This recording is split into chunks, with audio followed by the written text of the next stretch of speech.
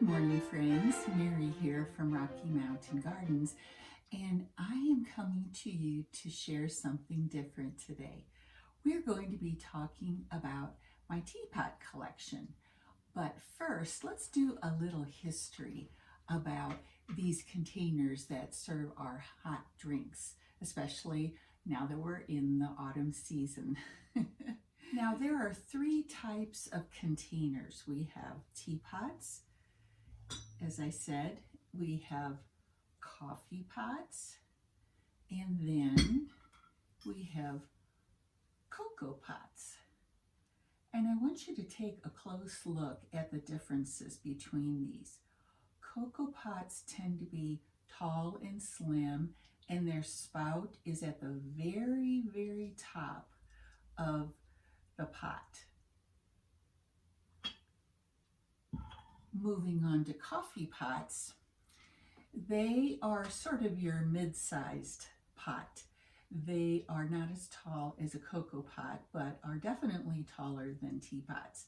And their spouts, as you can see, is raised up from the bottom of the pot, but it's not at the very top. It tends to be closer to the top with a longer spout coming out. All of these things that we're pointing out will lead to reasons for why these were created this way. Now, teapots are short and stout, just like the children's song. And they have a spout that comes out lower on the pot. So let's talk about why this is. Historically, in the past, when tea was served before the days of tea bags, people used exclusively loose tea leaves. And so you would put your tea leaves into the pot first and then pour hot water on top.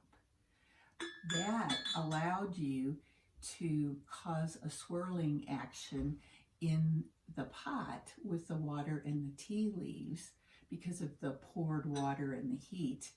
And the swirling action was important for steeping your tea. And also the shortness and stoutness of the teapot, the round shape allowed for that swirling to continue. And that is what helped your tea leaves steep very, very nicely for a wonderful flavor. So why is the spout at the bottom? Well, as the tea leaves steep, they float to the top of the water or the tea that's being steeped. Let me show you a picture here of the inside of this teapot. You can see that it has sort of a filter built into the pot that helps to catch the tea leaves before they are poured out into your teacup. And so it's a help in serving your hot tea. Now, when we go on to coffee pots are made with a spout that's higher up on the pot because just the opposite of tea leaves, coffee grounds tend to sink to the bottom of the pot rather than floating on top. And so the height of the coffee pot with the spout being higher on it allow any grounds that are in the coffee that somehow got into it can sink to the bottom here, and when you pour, you're pouring from a higher level in the pot and avoid getting the grounds into your coffee cup. And so that is the reason for the high spout. Isn't this interesting? Historically, I find these things to be fascinating because they are so such an enigma to me, why these different kinds of serving pots were created differently. But people were quite smart and they figured out the best way to do this. Now, on the cocoa pot, which is taller and thinner, the purpose for the high spout is that when cocoa was being cooked on a stove before it was poured into the pot, it was almost using a whisk, the cook would stir it and produce a froth on top of the cocoa. And when it was poured into the pot, of course, the foam would rise to the top. And this spout, because it is both at the top and also I want to show you how wide it is. It is not a narrow spout, but very wide. It allows the cocoa and the foam to come out and pour into your cocoa cup for hot cocoa, and you get some of that froth on top, which was very desirable back in those days, I guess before we had marshmallows. And I just find that fascinating, and I thought you might think it was interesting to learn a little bit about them and how you can identify the 3 different types of serving pots. Well, let's move on now to my teapots, and we'll start with this first one that I was using in my demonstration. Let me show you the bottom of this teapot here with a photo. And this teapot was made by Kaiser Porcelain in Germany. I actually bought it at the factory, and when I lived there back in the 1980s, the dollar and Deutschmark exchange rate was very favorable for the dollar, so it made things made in Germany for us to be very inexpensive. And so I bought this at the factory, and you could often find seconds there for practically nothing. So I would venture to say I spent maybe $5 at the most on this pot. And that Kaiser porcelain is a very fine porcelain. It's just beautiful, and I love the all white color and the pure white color of this pot. Okay, so we just started with that one, but I want to talk about collecting teapots because I use them in my decor quite a lot. You might have seen them around my my house in my house tours. So let's start with autumn. This was a pot that I picked up. Isn't it pretty? Autumn colors. I really like it. It has nothing special about it. It was made by Oasis, and it's dishwasher safe, so you can know that it's not vintage. It's a newer product. But when I'm out shopping in thrift stores for teapots, I'm looking for things that go with my decor. I look for vintage pieces that might be particularly special. And as I said, I look for seasonal pots. So this one is actually out in my home right now for autumn. Next, we're going to come to Christmas time, aren't we? Let me reach over here and I have 2 Christmas teapots so far in my collection. And this one is, let me look on the bottom, I almost forgot. Oh, it is a Fitz and Floyd pot.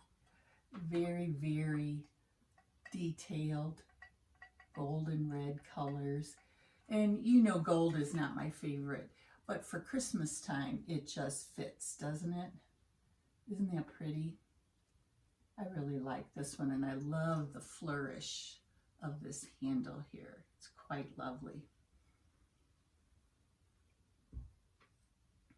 Now this snowman pot that I have here, let me give you a close-up of it.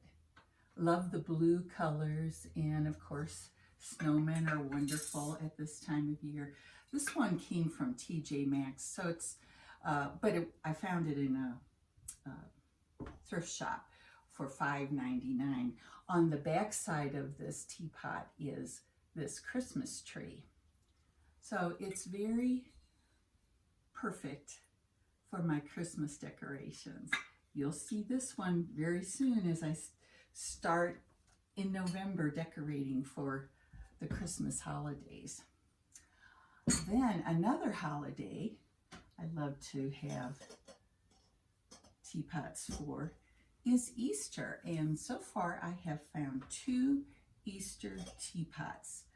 This is a very small one. I believe it was oh, this was made in Taiwan, and it's a newer piece also. Look at the handle of the pot is a little bunny, and then a little tulip on the spout. Isn't that cute?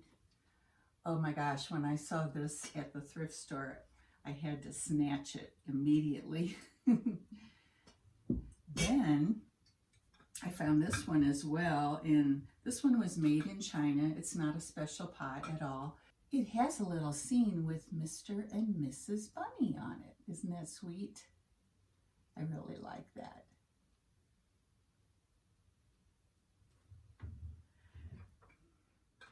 I put this pot in my summer collection for summer decor. You can see it has a floral design, a little bud here for the spout, and another flower up here on the top for the handle. On this handle of the teapot, it's sort of a flower stem with a flower bud at the end. Isn't that interesting? Interesting and very pretty.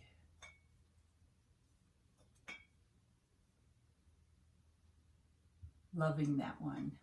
Now I have a couple of novelty shaped teapots, ones that look like little buildings, little cottages. This one I'm going to give you a close-up of so you can see it much better. It's just darling, and the entire roof comes off so that you can use it as a teapot. And it is actually, let's take a look at the bottom of this teapot. It is actually called Wisteria Lodge. It's from a collection called English Country Cottages, and it is made by Sadler in England. So this is an English produced little cottage teapot. And then I also have one that's shaped like an antique store. My favorite. Isn't that sweet? And of course on this one, this top of the building comes right off to make a teapot usable for you. I love them. I think they're really cute. I always keep my eye out for more of them as I'm shopping out in the thrift stores. And sometimes you're really lucky and come across them. Now, I also collect teapots according to their colors. So I found this one at the Goodwill. It was $10, which is a little bit more than you want to pay for it at a thrift shop. But in any case, I loved the purple flowers. They're perfect for spring. Aren't they cute? And the floral design is raised on the teapot, and it covers the entire pot. I just really like that. I even like the way the floral design comes up onto the spout here. It makes it pretty unique, actually. Very pretty. I do have a small collection of blue and white teapots, starting with this one right here with this handle that is, I don't know what you call this. It's like a wicker wrapped handle, and I like it. It's really special for me because my Aunt Franny gave it to me before she passed away, and this makes this super important, to me in my heart, for a family treasure. And it says on the bottom San Francisco, and I'm thinking that she may have bought it there when she was on a trip to San Francisco, and it was made in Japan. So that's the story of that pot.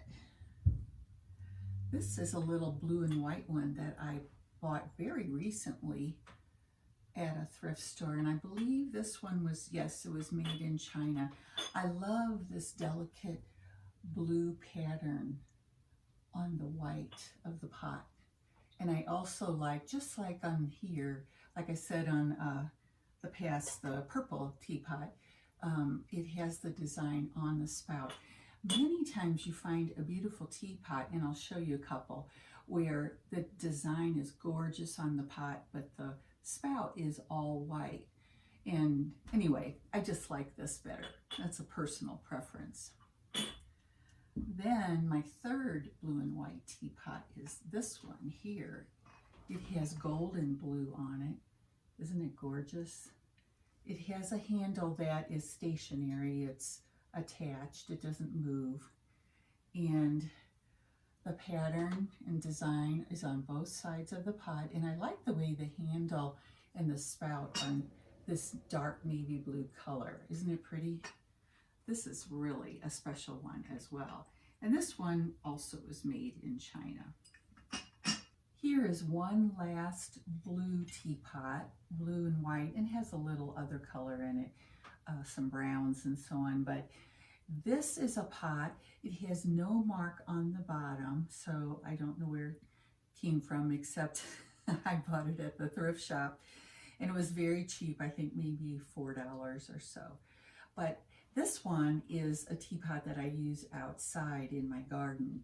And don't be afraid to put ceramics out in your garden in the summertime for decorations, or maybe on your porch. But if you get some inexpensive ones at a thrift shop, they look great outdoors when you're enjoying the hot summer days. And so you can look for these too. Nothing special, but still pretty. Now, to continue with my pink pots, this one is very pretty. Look at those delicate pink flowers on this white pot. See how they just, in the little dots, just make it look so cute. And this one was created for 1-800-Flowers, and there was some kind of floral arrangement that was done in the pot and then delivered to a customer, you know, who had ordered it. So it served as sort of a vase for a floral arrangement. But guys, these are pretty, and there's no reason you shouldn't add them to your collection unless you're going for antique, everything antique. But this is just a cute pot that I like to use in my decor. One that I picked up when I was antiquing recently, so this one was not cheap. This was not a thrifted one, but it was so special I decided to pay, you're not going to believe, $22 for this pot. It seems like an awful lot, doesn't it? But it has a pink stripe going up the spout on both sides. The design is the same on either side. Let's look at this closely with some close-up pictures. And it has a scene with a ship in it, some sort of European-looking buildings. And if we take a look at the bottom, which we can do right now, this is called Safe Harbor, Royal Crown Ford, Ironstone, Staffordshire, England. Now, I have learned in the time I've been studying China and different kinds of manufacturers that Staffordshire is a region of England where there were many factories that produced fine china and, you know, in many different patterns. So different companies can be located in Staffordshire. And this one was called Royal, let me see again. This one was called Royal Crown Ford. In any case, it was a special one, and the shape is unusual too. I just love that shape. And look at how intricate the handle is as well, quite pretty. Here's another teapot, and it has a basket weave pattern within the ceramics of the pot. And the basket weave continues on the spout and also on the handle. Now, lastly is this beautiful pot. And guys, my daughter gave me this last year for Christmas to add to my collection. And guess what? This is number 18 of my teapot collection. And it is simply gorgeous. I just love the pink and white design with the small amounts of the green leaves. They're kind of a minty green color. Goes so well with the pink on the pot. And I like the way it's very covered with it. Not as much white shows as in the previous pot I showed you. This looks way more white with some pink. This is a lot of pink flowers with a little white showing. And I just want to mention both of these pots are examples where the pattern that was done on the base of the pot is not taken to the spout or the handle. They're pure white. So that's just a different look. This was not an expensive teapot. It was made by a company called Brewed to a Tea, and I just love it. It's just my style, and it looks very vintage, and this pink color is one of my favorites. So that is my collection, 18 teapots and counting. And it's just a fun hobby when you're out thrifting or even antiquing. But nowadays, I'm out looking and hunting for something special. So I hope you enjoyed this video, friends, and if you did and you like the content on my channel, you might think about subscribing. And lastly, I'm wishing you all a very, very lovely, happy, and beautifully fall weekend. This is Mary saying bye for now.